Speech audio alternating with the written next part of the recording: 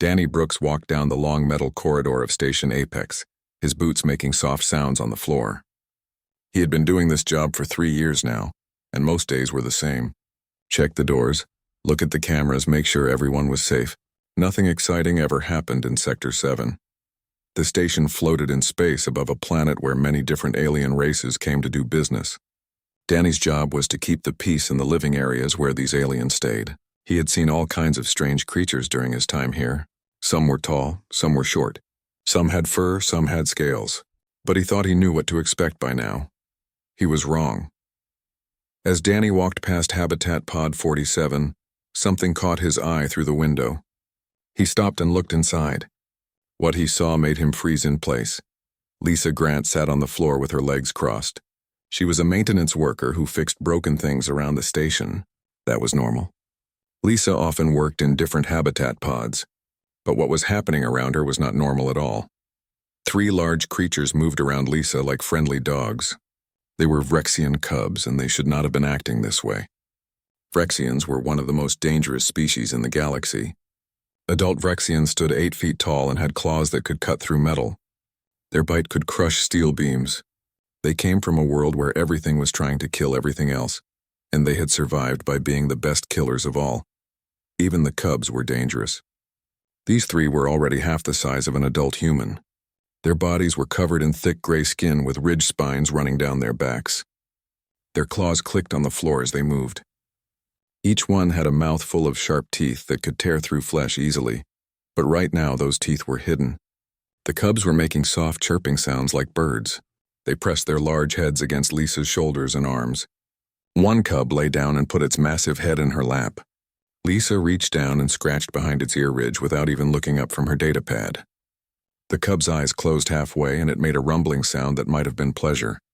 The other 2 cubs wrestled with each other a few feet away, rolling and play fighting. Every few seconds they would stop and look back at Lisa, making sure she was still there. When they got too rough and bumped into her toolkit, Lisa said something Danny couldn't hear through the glass. The cubs immediately moved away from the tools and continued their game in a different spot. Danny pressed his communication device and spoke quickly. "Frank, you need to come to Habitat Pod 47 right now. Bring Dr. Porter too." Frank Mason was Danny's boss, the head of security. Dr. Helen Porter was the station's expert on alien life forms. If anyone could explain what Danny was seeing, it would be her. "What's wrong?" Frank's voice came through the device. "Is there a fight?" "No fight," Danny said, still staring through the window. "Just get here. You won't believe this." 10 minutes later, Frank arrived with Dr. Porter. They stood next to Danny and looked through the window. Both of them went very still. "Is that—" Frank started to say, then stopped. "Those are Vrexian cubs," Dr. Porter finished. Her voice was quiet, like she was afraid to speak too loud. "With a human, alone, and they're playing?" The 3 of them watched as Lisa set down her datapad and pulled out a small container of food. She opened it and took out a piece of dried fruit. She ate it slowly, not hiding it from the cubs, but not offering it to them either. The cubs watched with interest but didn't try to take the food from her. Then something even more surprising happened. The door to the habitat opened and an adult Vrexian walked in. This was Krathzar, the mother of the 3 cubs. She was a decorated warrior and diplomat, someone important in Vrexian society. She stood over 7 feet tall and her presence filled the room. Danny's hand moved to his weapon. If Krathzar thought Lisa was a threat to her cubs, she would attack. Every species in the galaxy knew that Vrexian mothers were extremely protective. They didn't let anyone near their young, not even their own mates. The fathers were only allowed to see their cubs after the cubs were nearly grown. But Krathzar did not attack. She looked at Lisa and at the cubs. One cub ran to its mother, rubbing against her leg. Krathzar touched the cub's head gently with her clawed hand. Then the cub ran back to Lisa and settled down next to her. Krathzar moved to the other side of the habitat and began sorting through some equipment.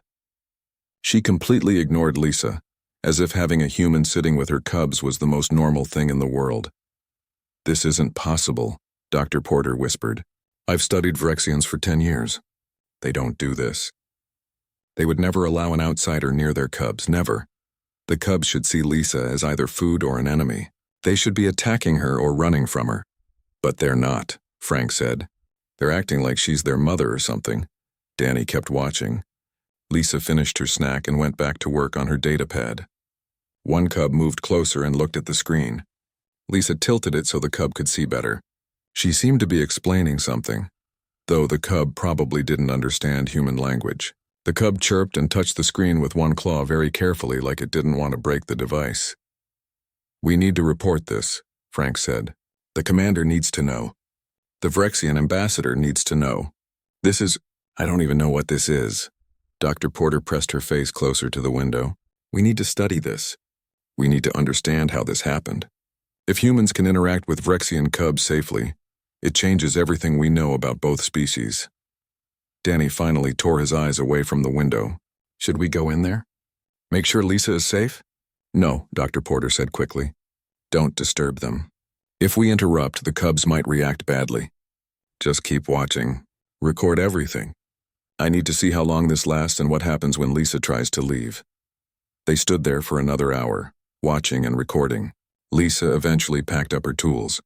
She stood up slowly, and the cubs moved back to give her space. She spoke to them, her lips moving, though they couldn't hear her words. Then she walked to the door. The cubs followed her to the door, chirping sadly. Lisa knelt down and touched each of their heads one at a time. Then she left. The cubs sat by the door for several minutes, staring at it, before their mother called them away with a low growl. Dr. Porter turned to Frank and Danny. Her face was pale. "I need to run tests. I need to check everything. Lisa's biology, the air in that habitat, the cubs' behavior patterns. There has to be an explanation for this. What if there isn't?" Danny asked. "What if Lisa just has a way with animals?" "These aren't animals," Dr. Porter said. "They're intelligent beings from a completely different evolutionary background. Earth psychology shouldn't work on them. Earth body language shouldn't mean anything to them. But somehow it does." Frank pulled out his communicator. "I'm calling the commander. This is bigger than just security. This is first contact, but different. This is a human connecting with an alien species in a way that shouldn't be possible." As Frank made his call, Danny looked back through the window one more time. The cubs were playing again, but they kept looking at the door where Lisa had left. They were waiting for her to come back, and somehow Danny knew she would. This wasn't over. This was just the beginning of something strange and important. Something that would change how humans and aliens saw each other. He just didn't know how much it would change yet. Commander Patricia Cole sat at the head of the large meeting table. Around her sat the station's most important people. Frank and Danny were there, along with Dr. Porter. 3 Vrexian diplomats sat on the other side, including Ambassador Throckmar. The ambassador was even larger than Krathzar, with scars covering his arms and face from old battles. "Explain this to me again," Commander Cole said. "A human maintenance worker is playing with Vrexian cubs like they're puppies?"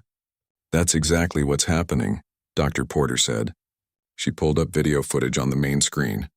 Everyone watched as Lisa sat with the cubs. This footage is from yesterday. As you can see, the cubs are completely comfortable with her. Ambassador Throckmar leaned forward, his large hands flat on the table. "This should not be possible. In all of Vrexian history, no outsider has ever been accepted by our young, not even species we have been friends with for hundreds of years. The Korthan fight beside us in wars. They save our lives and we save theirs, but even they cannot approach our cubs without being seen as threats. Why is that?" Commander Cole asked. "It is how we evolved," Throckmar explained. "Our world is very dangerous. Everything there wants to eat everything else. Vrexian cubs are vulnerable. Their instincts tell them to fear anything that is not their mother. This fear keeps them alive. A cub that trusts the wrong creature becomes food for that creature." "But they trust Lisa," Frank said. "Yes," Throckmar said slowly, "and we do not understand why." Commander Cole turned to Dr. Porter. "What have your tests shown?" Dr. Porter pulled up more data on the screen. "I've run every test I can think of. I've analyzed Lisa's biology, her skin chemistry, her pheromones. There's nothing unusual about her. She's completely normal for a human. I've also studied the air composition in the habitat, the lighting, the temperature. Nothing explains this behavior. So what does explain it?" Commander Cole asked. "I think," Dr. Porter said carefully, "it's not about biology. It's about behavior, how Lisa acts around the cubs." Danny spoke up. "I've been watching Lisa work for the past 3 days. The commander assigned me to follow her and document everything she does. And, Commander Cole prompted. She's calm, Danny said. Really calm? She never makes fast movements around the cubs. She doesn't stare at them directly. When she talks to them, her voice is low and steady. And here's the interesting part. When the cubs do something wrong, she corrects them. Ambassador Throckmar's eyes narrowed. Corrects them how? Yesterday, 2 cubs were fighting too close to her equipment. She told them to move. Just like that, firm but not angry. And they moved. They listened to her. The room went quiet. The Vrexian diplomats looked at each other, communicating in their own language with small gestures and sounds that the translator didn't pick up. We need to talk to this human, Throckmar said finally. Bring her here. 20 minutes later, Lisa Grant walked into the meeting room. She looked nervous. She was a maintenance worker, not used to being in rooms with commanders and ambassadors. She sat down in the empty chair and looked around at all the serious faces. Am I in trouble? She asked. No, Commander Cole said. We just want to understand what you're doing with the Vrexian cubs. Lisa relaxed a little. I'm not doing anything special. I'm just treating them like I would any young animal. But they're not animals, Dr. Porter said. They're intelligent beings. Sure, but they're still babies, Lisa said. Baby creatures have some things in common, no matter what planet they're from. They need to feel safe. They need to know the rules. They need someone who won't hurt them. Walk us through it, Commander Cole said. How did this start? Lisa thought for a moment. I was assigned to fix the environmental controls in the Vrexian habitats about 2 weeks ago.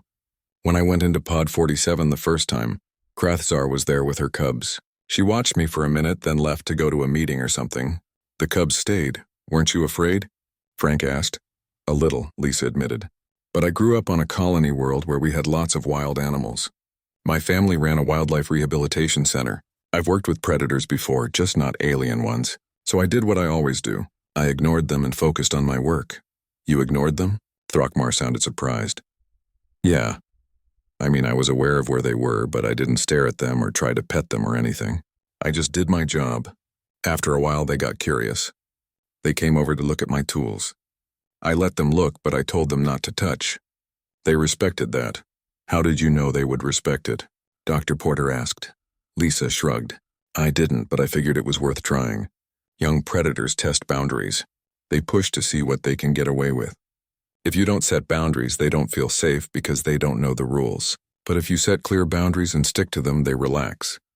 This is Earth animal psychology, Dr. Porter said. Why would it work on aliens? Because some things are universal, Lisa said. Look, I don't know the science behind it, but I know that young creatures, whether they're from Earth or from a planet I can't even pronounce, they need similar things. They need food, safety, and structure. They need to know who's in charge. They need consistency. Ambassador Throckmar stood up. He walked around the table until he was standing in front of Lisa. She had to tilt her head back to look at him. He was more than twice her size, and his claws were as long as her fingers. You are not afraid of me, he observed. Should I be? Lisa asked. You're not threatening me. You're just standing there. Most humans show fear when we get this close. Their heart rate increases. They sweat. They step back. I worked with Rothgar bears back home, Lisa said. They're about your size. Probably not as smart, but just as strong. I learned that if you act afraid, predators notice. It makes them see you as prey. But if you're calm and confident, they're more likely to see you as just another creature sharing space. Throckmar returned to his seat. He spoke to the other Vrexian diplomats in their language again. Then he turned back to the group. We wish to test something, he said. There is another Vrexian family on this station. They arrived yesterday. Their cubs have never met Lisa Grant. If she can approach these cubs safely, it will prove this is not just luck with Krathzar's offspring. It will prove there is a method to what she does. Commander Cole looked at Lisa. Would you be willing to try? Lisa was quiet for a moment. These new cubs don't know me at all? No, Throckmar said. And their mother? Scarthix is a hunter. She has killed more dangerous prey than any warrior in this room. She is very protective of her young. Lisa took a deep breath. Okay, I'll try. But I need to do it my way. No rushing. I go in alone and I move at my own pace. If the cubs or their mother seem too aggressive, I leave. I won't risk getting someone hurt just to prove a point. Agreed, Throckmar said. Commander Cole nodded. Danny, you and your security team will be standing by with tranquilizer weapons. If anything goes wrong, you pull Lisa out immediately. Yes, Commander, Danny said. Dr. Porter leaned forward. Lisa, can you explain exactly what you'll do? Step by step? I'll go in with my toolkit, Lisa said. I'll sit down near the door where I can leave quickly if needed. Then I'll just work on something simple that I can focus on. I'll let the cubs come to me if they want to. I won't try to touch them or call them over. I'll just be there, calm and boring and no threat to them. And if they attack? Frank asked. Then I'll find out if I'm as fast as I used to be, Lisa said with a small smile. But I don't think they will. Cubs are curious before they're aggressive. They'll want to figure out what I am before they decide if I'm dangerous. That's a big risk to take, Commander Cole said. Maybe, Lisa agreed. But if this works, it could be important. It could help humans and Vrexians understand each other better. That seems worth the risk. Ambassador Throckmar made a sound that the translator called approval. You think like a warrior. You assess the risk and act anyway. This is the Vrexian way. It's also the human way, Lisa said quietly. At least for some of us. The meeting ended with plans being made. The test would happen the next day. Danny would lead the security team. Dr. Porter would observe and record everything, and Lisa would walk into a room with 3 young predators who had every reason to see her as prey. As everyone left the meeting room, Danny caught up with Lisa in the hallway. Are you sure about this? He asked. Lisa looked at him. No, but I'm going to do it anyway. Someone has to. Might as well be someone who has practice getting close to things that could eat her. Danny watched her walk away. He hoped she was right. He hoped her Earth animal experience would be enough. Because if it wasn't, tomorrow might end very badly. The next morning, Danny arrived at Habitat Pod 52 an hour early. He wanted to check every detail. 6 security guards stood ready with tranquilizer weapons. Dr. Porter had set up cameras in every corner. Ambassador Throckmar stood with the other Vrexian diplomats watching through the observation window. Commander Cole arrived exactly on time. She looked at the security setup and nodded. Good work, Danny. Where's Lisa? Here, Lisa said, walking up behind them. She carried her toolkit and wore her normal work clothes. She looked tired, like she hadn't slept much. You can still back out, Commander Cole said. No one will think less of you. Lisa shook her head. I said I'd do it. Let's get it over with. Through the window, they could see the inside of the habitat. It was larger than Pod 47, with more space for the cubs to move around. 3 young Vrexians sat in the far corner. They were slightly bigger than Krathzar's cubs, with darker skin and more developed spines. They watched the window with sharp eyes. Where's their mother? Lisa asked. Scarthix is in the next room, Throckmar said. She can see and hear everything through the doorway. If the cubs are in danger, she will come. Very quickly. That's comforting, Lisa muttered. Danny checked his weapon one more time. I'll be watching every second. If those cubs charge you, I'm coming in. Give me at least a minute before you do, Lisa said. If you rush in too fast, you might make things worse. Young predators often do threat displays before they actually attack. Puffing up, making noise, showing teeth. That's them trying to scare away danger without fighting. If we respond to that like it's a real attack, we teach them that threat displays don't work, and they'll skip straight to actual violence next time. Dr. Porter was recording everything Lisa said. That's fascinating. You're thinking about the long-term behavioral consequences. Someone has to, Lisa said. She took a deep breath. Okay, I'm ready. Commander Cole nodded. Open the door. The door slid open with a soft hiss. Lisa walked in slowly, her toolkit in one hand. The cubs immediately stood up and spread out, forming a triangle pattern. Danny recognized it from the training videos. It was a hunting formation. His hand tightened on his weapon. Lisa set her toolkit down near the door. She sat on the floor next to it, making herself smaller. Then she opened the kit and pulled out a small device that needed repair. She began working on it, her head down, focused on the task. The cubs didn't move. They watched her, their bodies tense and ready. One of them made a low growling sound. Lisa didn't react. She just kept working, using a small tool to adjust something inside the device. 5 minutes passed, then 10. The cubs stayed in their positions, but their bodies began to relax slightly. The growling stopped. One cub sat down, though its eyes never left Lisa. Danny's shoulders ached from tension, but he didn't move. Next to him, Dr. Porter whispered notes into a recording device. Ambassador Throckmar stood completely still, barely breathing. After 15 minutes, the boldest cub took a step forward. Then another. It moved slowly, its head low, watching Lisa for any reaction. She glanced at it, just a quick look, then went back to her work. "Hello there," she said, her voice calm and low. "I'm just fixing this scanner. You can watch if you want, but don't knock over my tools." The cub froze, its head tilted slightly, confused by her tone. She wasn't running away like prey. She wasn't challenging it like a threat. She was just there, doing something that had nothing to do with the cub at all. The cub sat down about 5 feet away from Lisa. Another cub moved closer, circling around to her left side. The third cub stayed back but was no longer in an attack position. Lisa pulled a ration bar from her pocket. She unwrapped it slowly and took a bite. The cubs watched with intense interest. Food meant something to them. But Lisa didn't offer any to them. She didn't hide it either. She just ate it like it was the most normal thing in the world, like she wasn't sitting in a room with 3 young predators.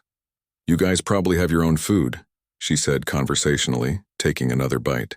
"This is my food. It wouldn't taste good to you anyway." One cub made a chirping sound. It was quieter than the chirps from Krathzar's cubs, more cautious. Lisa finished her ration bar and went back to work on the device. Time passed. Danny lost track of how long they'd been standing there. His legs were getting tired, but he didn't dare sit down. Any distraction could be dangerous. The bold cub moved closer. It was now only 3 feet from Lisa, close enough to strike if it wanted to. Danny's finger moved near the trigger of his weapon, but the cub didn't strike. Instead, it stretched out its neck, trying to see what Lisa was working on. Its nose came close to the device, sniffing. "Careful," Lisa said softly. "This part is sharp. You could cut yourself." The cub pulled back slightly, then settled down onto the floor. Its body was relaxed now, no longer ready to attack. It just watched Lisa work, its head resting on its front legs. The other 2 cubs slowly came closer. Within another 10 minutes, all 3 were lying near Lisa, forming a loose circle around her. One cub yawned, showing all of its sharp teeth. Lisa didn't flinch. Then something amazing happened. The cub that had approached first moved even closer and rested its head near Lisa's leg. Not touching, but close. Lisa slowly moved her hand and scratched the cub behind its ear ridge, the same spot where Krathzar's cubs like to be touched. The cub's eyes closed halfway. It made a rumbling sound. "That's amazing," Dr. Porter breathed. She found the same comfort spot on a completely different individual. "That suggests it's a species-wide preference." The habitat door opened. Every human in the observation area tensed. Scarthix entered the room. She was enormous, even bigger than Ambassador Throckmar. Scars covered her body, marks from a lifetime of hunting and fighting. Her eyes were hard and sharp. Danny raised his weapon, ready to fire. But Ambassador Throckmar put a hand on his arm. "Wait," the ambassador said. Scarthix walked across the habitat. Her footsteps were heavy, deliberate. The cubs looked up at their mother. One of them ran to her, rubbing against her leg. She touched the cub's head with one massive hand, gentle despite her size and obvious strength. Then Scarthix looked at Lisa. The human and the Vrexian stared at each other for a long moment. Lisa didn't look away, but she didn't challenge either. She just met Scarthix's eyes with calm respect. Scarthix made a sound. The translator interpreted it as a grunt of approval. Then she turned and walked to the other side of the habitat, where she began organizing equipment. The cub that had run to her went back to Lisa and settled down again. The test was over. Lisa had succeeded. Danny lowered his weapon, his hands shaking slightly from the adrenaline. Around him, the others began to relax. Dr. Porter was smiling, rapidly making notes. Commander Cole had her hand over her mouth, eyes wide. Ambassador Throckmar turned to look at them through the glass. For the first time since Danny had met him, the large warrior was smiling. It wasn't a human smile, but the meaning was clear. "Your species has a gift," Throckmar said. "A gift we did not know existed. You can speak to our young in a way that makes them trust you. This is not just about Lisa Grant. This is about what humans can do." An hour later, Lisa finally left the habitat. The cubs chirped sadly as she packed up her tools. She touched each of their heads before she left, a gentle goodbye. They watched her go, already waiting for her to return. In the hallway, Lisa leaned against the wall and closed her eyes. Her hands were shaking now that the danger was over. "You did it," Danny said. I can't believe it, but you did it. I wasn't sure I would, Lisa admitted. Those cubs were more aggressive than Krathzars. For a while there, I thought they might actually charge me. But they didn't, Commander Cole said. You calmed them down, how? I just acted like I belonged there, Lisa said. Like I had every right to be in that space doing my work. Predators respect confidence. Not aggression, but confidence. The cubs needed to know I wasn't afraid of them, but I also wasn't threatening them. I was just existing in the same space peacefully. Dr. Porter looked at her notes. I need to write this all down.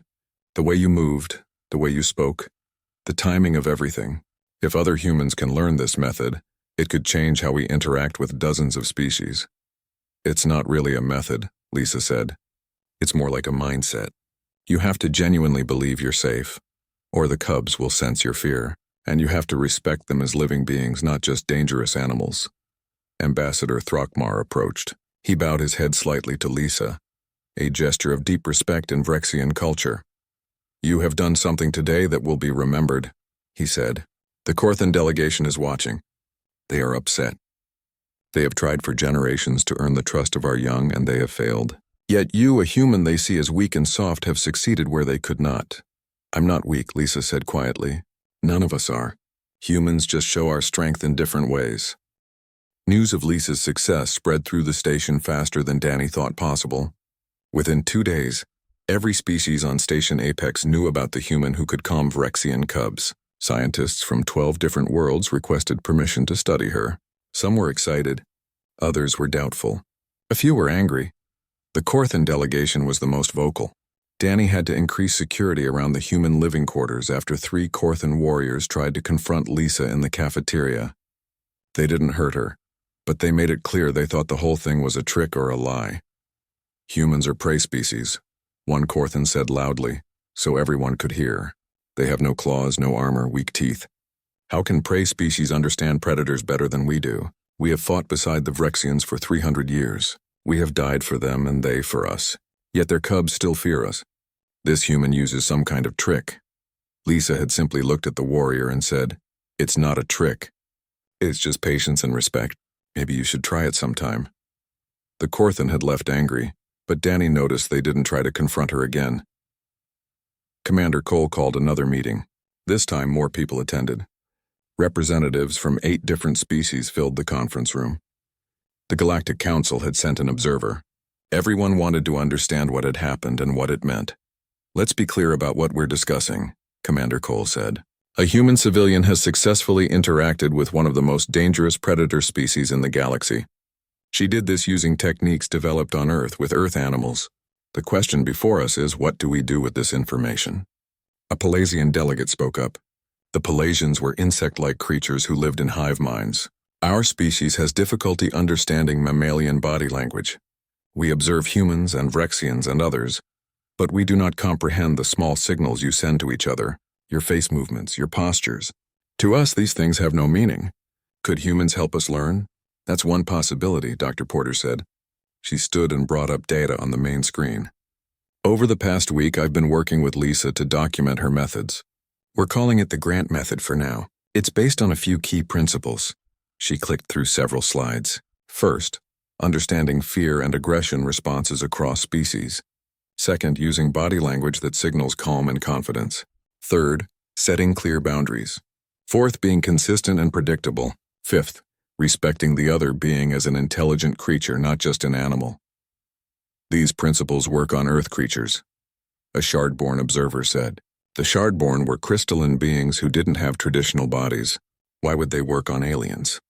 Because intelligence and emotion may be universal, Dr. Porter explained. Different species evolved on different worlds, yes, but certain things are common to intelligent life. We all have young that need protection. We all have some form of social structure. We all communicate, even if we do it differently. Lisa's insight was that these commonalities matter more than the differences. Ambassador Throckmar stood. I have spoken with the Vrexian High Council about this matter. They are very interested. They wish to invite human experts to our colony worlds. We have many problems with wildlife management and with integrating Vrexians into multi-species communities. If humans can help us understand other species better, and help other species understand us, this would be valuable. The Pelasian Collective wishes the same, the Pelasian delegate said. We need help with communication. Humans seem to have natural skill at reading biological creatures. One by one, other species spoke up. The Shardborn needed help managing ecosystems on planets they were transforming. The Korthan, still skeptical, admitted they struggled with domesticated animals on their farming worlds. Even species that had seemed hostile to the idea began asking questions. Danny listened to it all. His simple security job was turning into something much bigger. He wasn't just watching for fights anymore. He was witnessing the beginning of something that might change the whole galaxy. After the meeting, Danny found Lisa in one of the observation decks. She stood looking out at the stars, her arms crossed. You okay? He asked. I don't know, Lisa said. This is getting really big, really fast. I'm just a maintenance worker. I fix broken machines. I'm not a diplomat or a scientist. You're someone who understands how to treat living things with respect, Danny said. That might be more important than being a diplomat. Lisa turned to look at him. The Galactic Council wants to create a whole new program. Human-animal behaviorists working with alien species. They want me to run it. Me. I've never run anything bigger than my family's rescue center. Do you want to do it?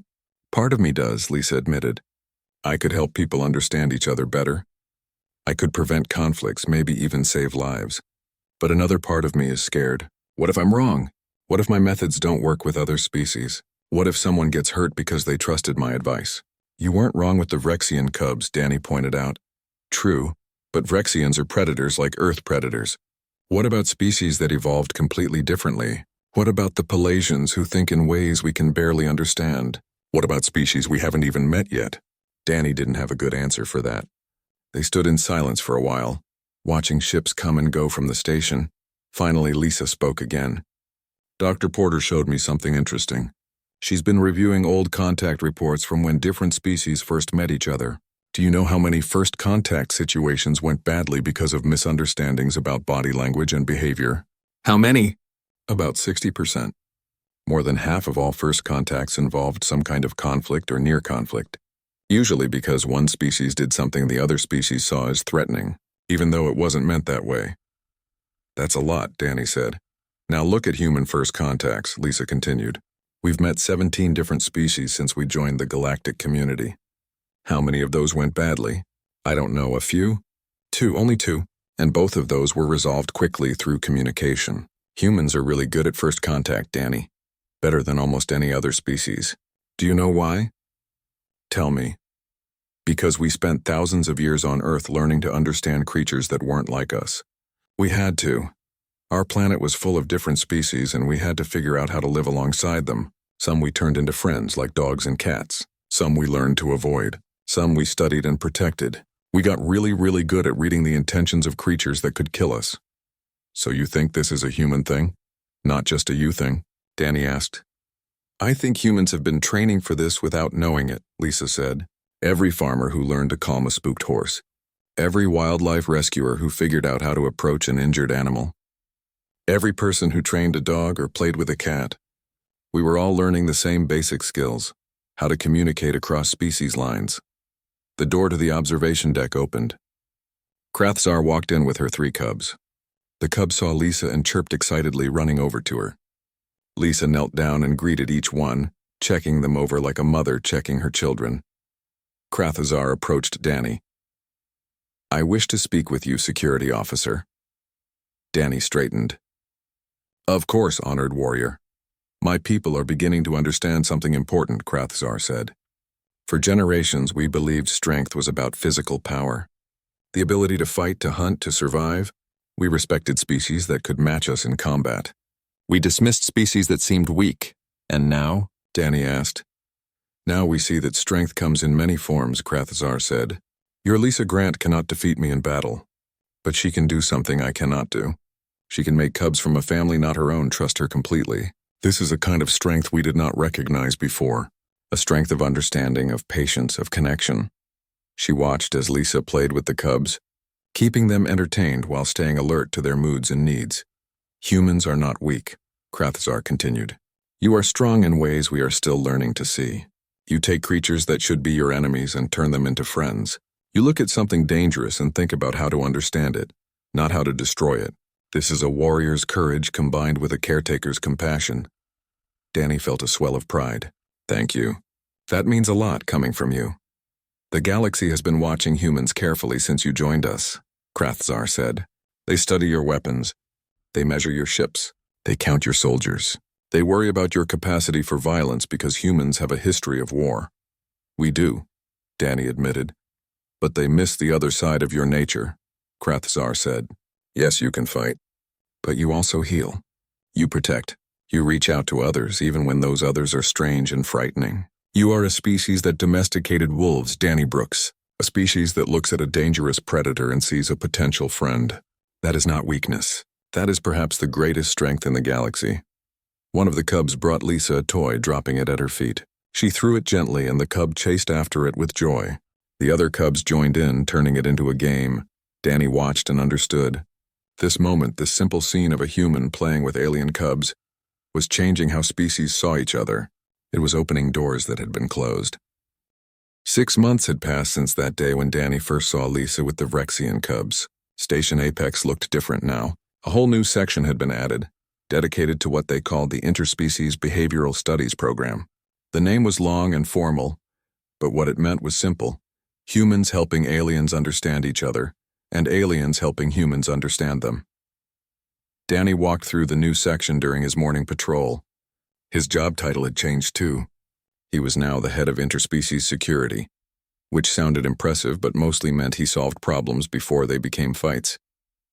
He'd learned a lot in 6 months. Things about how different species saw threats, how they understood personal space, how their body language could mean completely different things. Through one window, he saw Greg Cooper working with a group of Korthan warriors.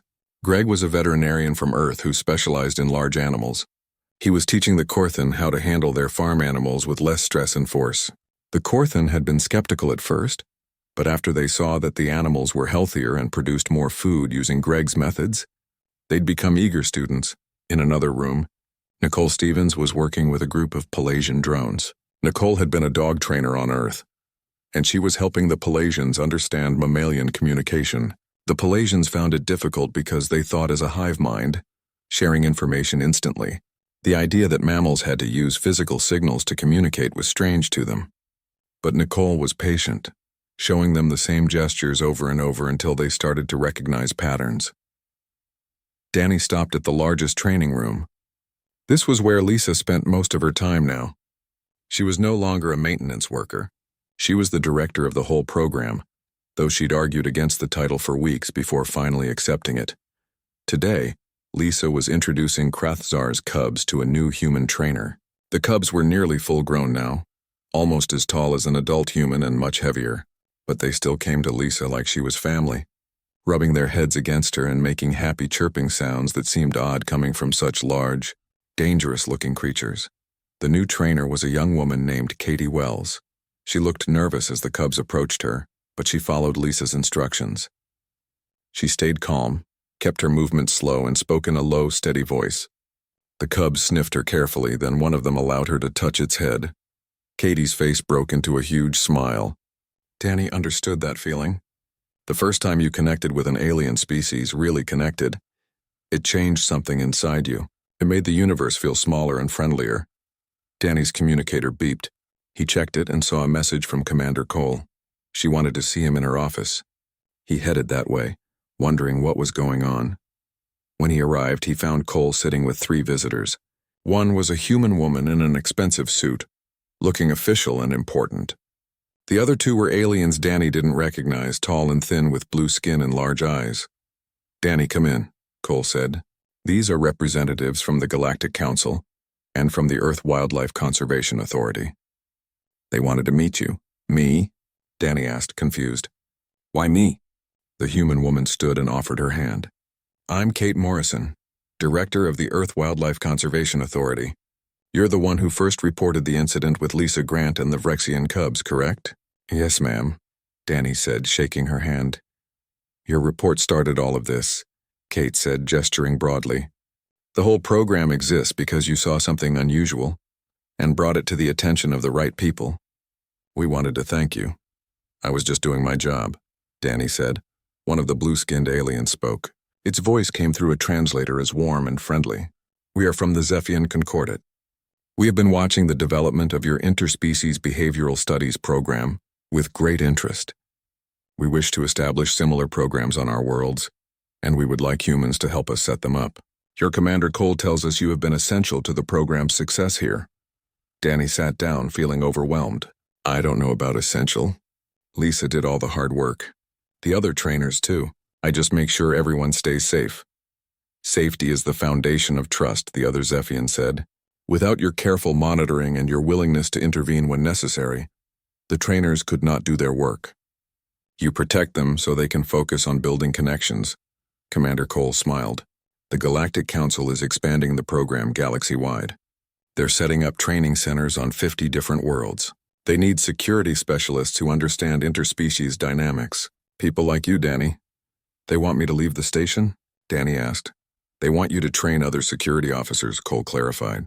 You'd travel to different worlds, teaching others how to protect interspecies interactions. You'd be helping build the foundation for better understanding across the galaxy. Danny thought about it.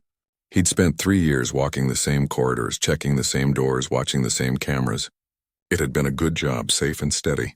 But in the past 6 months, he'd seen how much more he could do, how much more everyone could do. Can I think about it? He asked. Of course, Kate Morrison said. Take your time. This is a big decision. After the visitors left, Danny walked back to the training section. He found Lisa in her office, working on reports. She looked up when he entered and smiled. Hey, Danny, what's going on? He told her about the offer.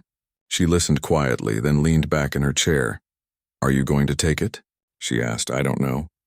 What do you think? I think you'd be great at it, Lisa said. You've learned so much in the past 6 months.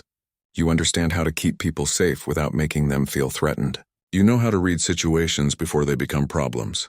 Those are exactly the skills they need. But I'd be leaving the station, Danny said. Leaving you and the team. The team will be fine, Lisa assured him. And you wouldn't be leaving, not really. You'd be spreading what we've learned here to other places, making it so more people can do what we do. Danny looked out the window at the training rooms. Do you ever think about how this all started? I was just walking down a corridor, doing my normal patrol. If I hadn't looked through that window at exactly that moment, none of this would exist. Someone would have noticed eventually. Lisa said, maybe. But maybe not. Maybe those cubs would have grown up and everyone would have kept believing that Vrexians couldn't trust outsiders. Maybe humans would have kept being seen as just another species, nothing special. We are just another species, Lisa said. That's the point. We're not better than anyone else. We just have different skills, skills that happen to be useful for bringing species together. But those skills matter, Danny said. They matter a lot. He thought about Krathzar's words from months ago, about how the galaxy had been so focused on human weapons and ships that they'd missed the other side of human nature, the side that reached out instead of striking, the side that tried to understand instead of destroy. I think I'm going to take the offer, Danny said. If we can help more species understand each other, maybe we can prevent conflicts. Maybe we can build something better than what the galaxy has now. Lisa smiled. Now you sound like me when they first offered me this job. All scared and uncertain, but knowing deep down that you have to try. How do you handle it? Danny asked. The pressure, the responsibility? I remember why I started, Lisa said. I wanted to help. That's all. Every day I try to help someone or something understand or be understood a little better. Some days I succeed. Some days I fail. But I keep trying because the alternative is worse. Danny nodded. That made sense. That was something he could do. A month later, Danny stood in a transport shuttle preparing to leave Station Apex for his first training assignment on a Zephian world. Lisa came to see him off along with Greg, Nicole, and Katie. Krathzar was there too with her 3 fully grown cubs. The cubs had insisted on coming. They were adults now, but they still remembered the human who had been kind to them when they were young. One of them gave Danny something, a small carved stone in the Vrexian style. This is a token of friendship, Krathzar translated. My eldest made it for you. To remind you that connections matter, no matter how different 2 beings might seem. Danny held the stone carefully. It was warm from the cub's hand. Thank you. I'll treasure it. As the shuttle pulled away from the station, Danny looked back at the place that had been his home for years. It looked different now, changed by what had happened there. But the change was good. The change was necessary.